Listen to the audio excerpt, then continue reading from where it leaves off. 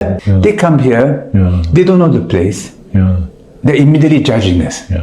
Oh, you shouldn't be doing this, you shouldn't be doing that. And I give you a mark, 3 upon 10, Singapore, 2 upon 10. They give you a mark. And what's your idea about the US-ASEAN relationship? But during the era of Joe Biden, obviously he forced ASEAN to pick sides. And with Donald Trump in power, has he produced any what type of strategy, policies vis-a-vis this region, Southeast Asia, ASEAN? Maybe not yet. I think they don't know much about ASEAN. You take time. I remember the congressional hearing for the Secretary of Defense, Hexeth. Oh, that's true. He couldn't identify any country in ASEAN. That's true. Trump didn't even know that China is part of BRICS. So they have strong emotions, a strong will, but they still lack knowledge. But give them a few more months. ASEAN has a very clear position. China will become more and more important to us. China is a historic opportunity. Bilateral trade is about $1 trillion. That's true. Chinese investments are everywhere. Connectivity is improving. Even the Vietnamese, the Thais are linking up by train. So all this is good. But the deep instinct in Southeast Asia is the closer you are to China, the more you must diversify. Because otherwise China will have too much power over you. So whether you're Vietnam or Indonesia or Philippines, all of them do not want to be subservient to China, but they want to be close to China. So I tell my American friends, if you force us to choose, you will not like the answer. But if you don't force us to choose, every door, every window will be open to you. And you don't have to pay a cent. So I think America will gradually move into that position. And I have a view, perhaps slightly Chinese bias. I was in Geneva. I gave a talk there. I tried to compare the China's role in Asia vis-a-vis ASEAN and the US role in Europe vis-a-vis EU and NATO. I said China as a big power, China respects ASEAN neutrality, centrality, nuclear-free zone, and we put everything, most important priority to economic development, win-win economic cooperation. So the largest trade zone, RCEP, and more. But United States, vis-a-vis Europe, it's NATO's philosophy, keep America in, keep Russia out, keep Germany down. And then European leaders, you fail to realize what's your own fundamental interest. And you follow the Joe Biden and his policies, and then you lost peace, lost development, lost prosperity. I don't know whether you share my take or not. So this is Europe. This is the history of Europe, where there are always powers in contention. And no one, ever since the end of Rome, has been able to dominate all of Europe. That's true. So if you're a European scholar and a student of European history, or European looking at your own history, then the Peloponnesian War and the Thucydides trap is the prism through which you analyze today's Europe.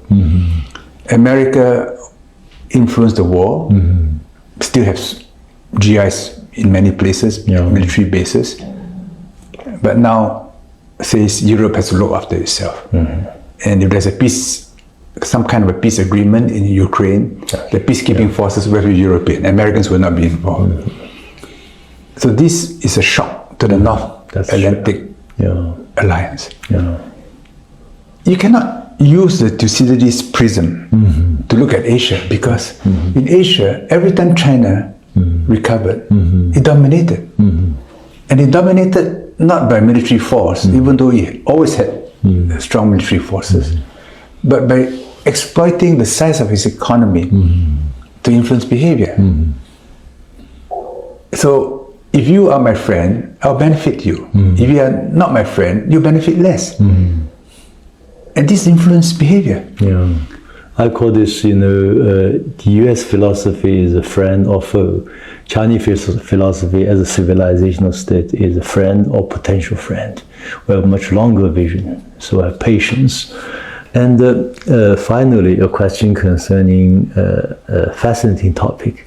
It's about multilateralism and multipolarity. Yes. Basically, even you look at the Munich Security Conference, this time the scene is multipolarity. That's something rare for Europeans to admit. That's important.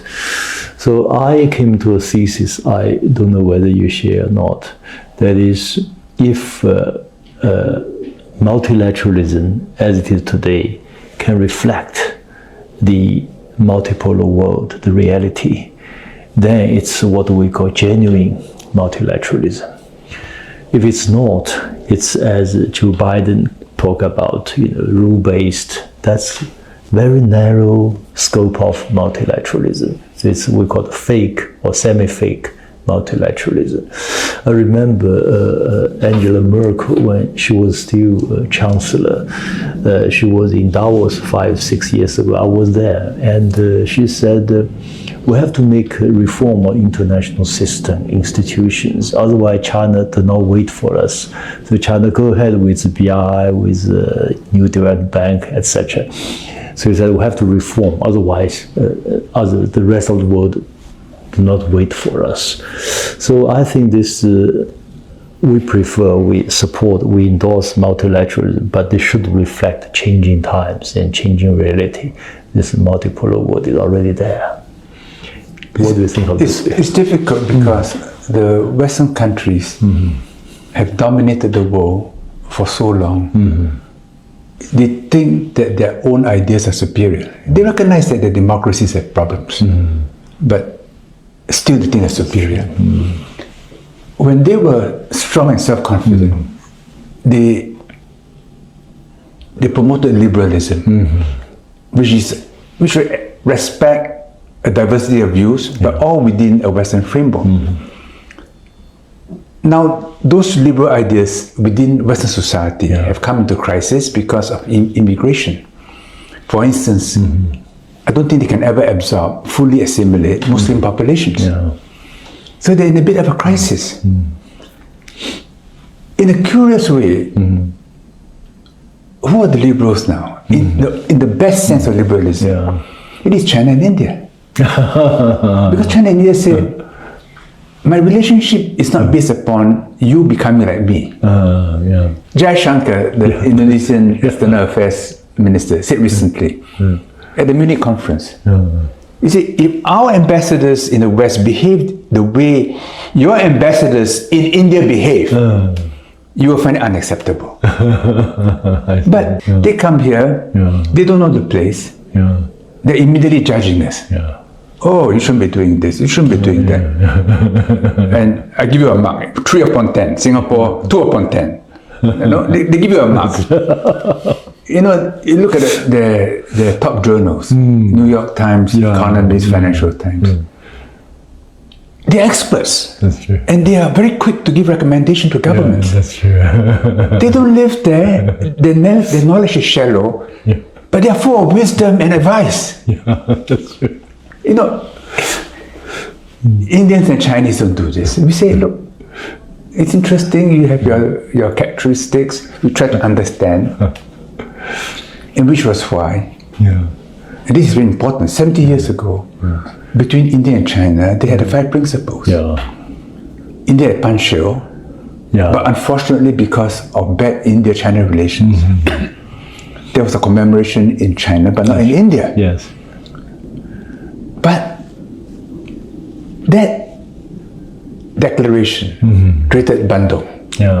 And we're celebrating 70th anniversary of Bandung this year. And I hope Indonesia will promote it and bring China and India together. Because that is the true liberalism for multipolar world. That's a very, very good point. I think this is a very wise and a sensible assessment. And finally, your remark reminds me of a study one of our researchers did. He studied these